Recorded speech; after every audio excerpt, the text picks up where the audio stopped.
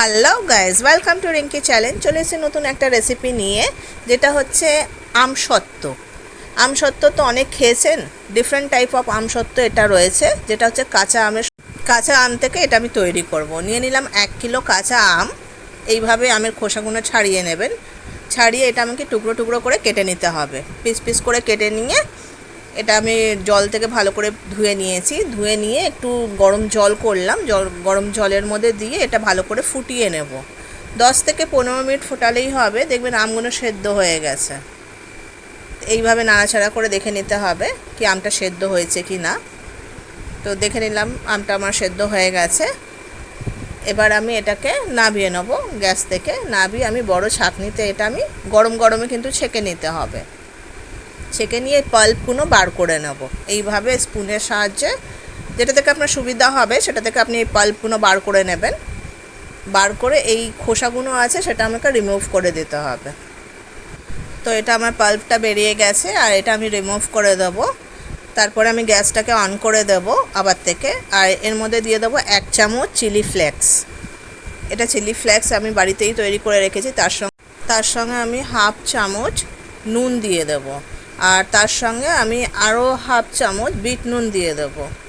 দিয়ে এটাকে ভালো করে ফুটিয়ে নেব। তার সঙ্গে একটু বড় চামচে 1 চামচের মতন চিনি দিয়ে দেবো। যে যেরকম মিষ্টি খেতে পছন্দ করে, কিন্তু এটা আমার টক বেশি ভালো লাগে, তো আমি এটা মিষ্টিটা বেশি দিইনি, অ্যাভয়েড করেছি। তার সঙ্গে সামান্য একটু ফুড কালার দিয়ে দেবো, যেটা আমার এটা অ্যাকচুয়ালি গ্রিন ম্যাঙ্গো, তো তার জন্য আমি গ্রিন কালারটাই অ্যাড করেছি। আপনাদের যেইটা পছন্দ হবে সেটাই আপনি দিয়ে দেবেন।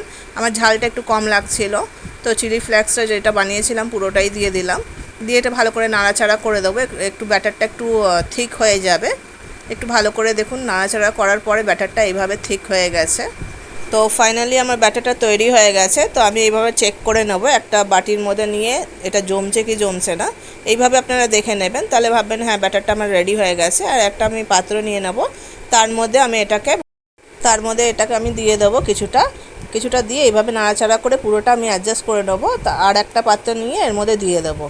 দিয়ে এটা ভালো করে ঠিক করে নেব। করার পর এটা আমি রোদের মধ্যে 1/2 আওয়ার আমাকে ছেড়ে দিতে হবে।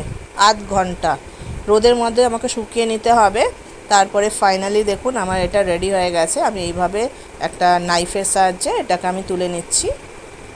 এইভাবে আপনি তুলে নিতে পারেন। তুলে নিয়ে এটাকে আমি একটু ডিজাইন করে কাট করে নেব।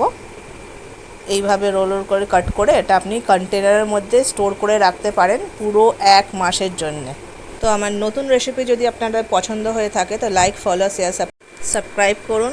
আমাকে এইভাবে সাপোর্ট করুন, কমেন্টস করুন কার কতটা পছন্দ হয়েছে।